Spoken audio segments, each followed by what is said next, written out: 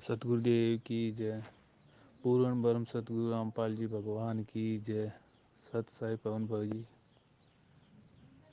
पवन भगत जी, मेरे एक थोड़ी, मैं शंका तो नहीं कहूँगा, लेकिन एक पर्सन ज़रूर है जो अभी कुछ दिन पहले फेसबुक पे वो गुरुजी का एक वीडियो आ रहा था, जो गुरुजी खड़े होके फिर वो आरती कर रहे थे।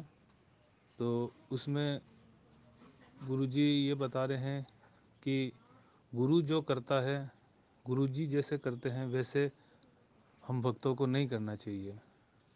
जैसे गुरुजी एक सत्संग में बताते हैं, बाला और मर्दाना वाली। बाला मर्दाना ने एक दिन जिद की थी और अपने गुरुजी से बोला था, मालिक हमें लंका दिखा के लेके आओ, नानक साहब जी से। तो नानक साहब जी ने उनको बोला था कि बेटे ठीक है, तुम आंखें बंद करो, अपन चलते हैं। उन्होंने आंखें बंद की तो गुरुजी ने उनको समुंदर के तीर पे ले जाके खड़ा कर दिया। तब नानक जी ने बाला मर्दाना को बोला कि बच्चों तुम वाहे गुरु कहते आओ। तो गुरु नानक साहब जी आगे चलते गए जल के ऊपर, और जल के ऊपर मर्दाना और बाला भी चलते गए। दोनों समुद्र पे चल रहे थे। तब नानक साहब जी ने सतनाम का सुमरण किया। बाला भी करने लगे कि गुरु कर रहे हैं जैसे वही कर रहे हैं। बाला भी करने लगे तो बाला खाने लगे गोते, वो डूबने लग गए। फिर गुरुजी ने उनको बोला कि बाला मर्दाना, गुरु ने तुम्हें जो कहा है वो करो, और गुरु करे जो वो नहीं करना है। मालिक ने जैसे उनको बोला कि तुम वाहे करते रहो, तो उन्होंने फिर वापस वाहे गुरु किया और वो समुद्र पे वापस चलने लग गए। तो पहला उदाहरण तो ये है। दूसरा पॉइंट ये है, जैसे कि एक सत्संग थी, गुरुजी सत्संग बताते हैं, वो सांडे वाली कहानी सत्संग बताते हैं। सांडे वाले में बताते हैं गुरुजी, गुरु शिष्य दोनों थे। तो गुरु ने शिष्य को बोला, बेटा मेरे से एक दिन बाद में तू रवाना होना। तो वो शिष्य और बोला कि जहाँ मैं रुकूँ वहाँ तू भी रुकना, जो मैं खाऊं वो तुम भी खाना। और ये कह के गुरुजी निकल पड़े। उसके गुरु के निकलने के 12 घंटे बाद में फिर शिष्य चेला निकलता है। तो जहाँ गुरुजी रुके वहाँ पे वो भी रुका, और जिस होटल में गुरुजी ने खाना खाया उस होटल में वो गया और होटल वाले को पूछा कि यहाँ मेरे गुरुजी रुके? कि हाँ रुके। कि मेरे गुरुजी ने क्या क्या खाया? तो होटल वाले ने बोला कि 2 मक्की की रोटी और एक सांडे की सब्जी खाई है।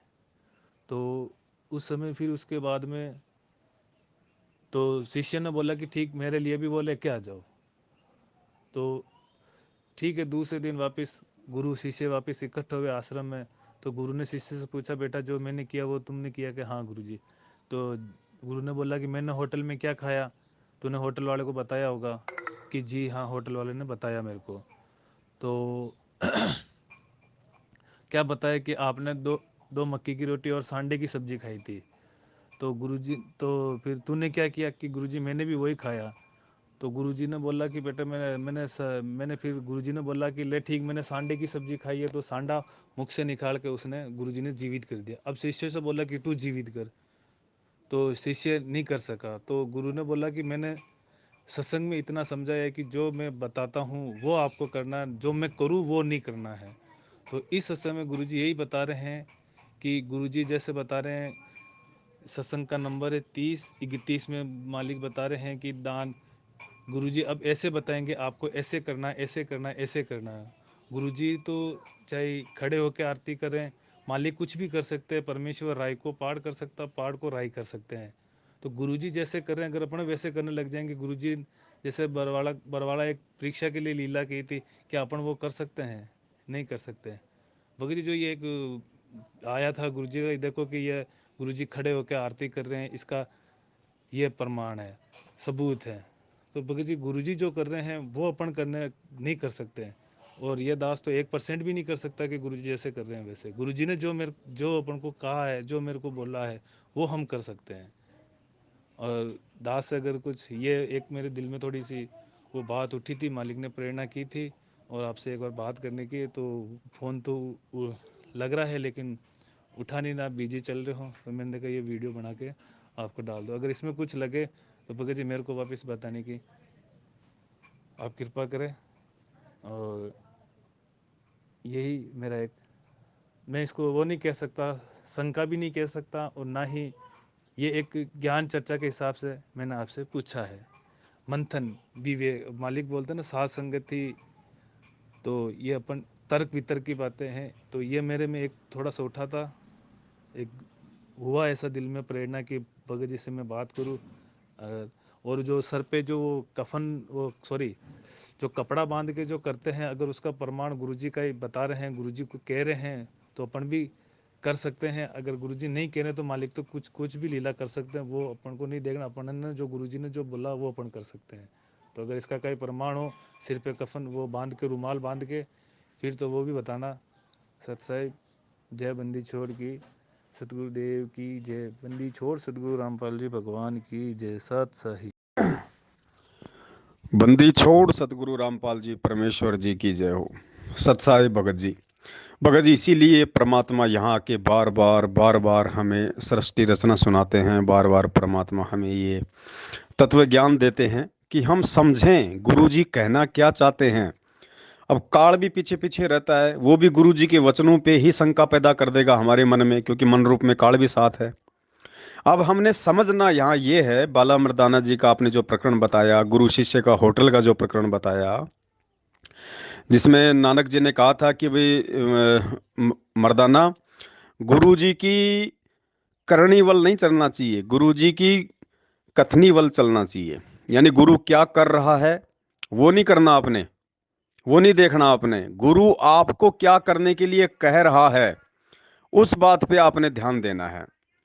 तो भगत जी, अगर अपन नॉर्मली तरीके से सोचें कि अगर जो गुरु कर रहा है वो हमने नहीं करना, तो फिर तो काम सारा मामला बिगड़ जाएगा। गुरु जी तो 3 समय की आरती भी करते हैं, तो क्या हमने नहीं करनी चाहिए? हमने भी क्या छोड़ देनी चाहिए? गुरु जी तो मंत्र भी कर रहे हैं, तो क्या हमने वो मंत्र करने छोड़ देने चाहिए? नहीं भगत जी। कौन सी चीजें नहीं करनी है, कौन सी चीजें करनी है? कुछ चीजें करने के अधिकारी केवल सतगुरु होते हैं। जैसे सत्संग, सत्संग गुरु जी करते हैं। अब सत्संग कोई भगत करने लग जाएगा तो क्या होगा? वहां पे वो नानक जी वाली वाणी जो है वो चरितार्थ हो जाएगी। गुरु जी आशीर्वाद देते हैं, अब आशीर्वाद हम भक्तों को नहीं देना, वो जो जो करनी है गुरु की वो हमने नहीं देखनी है।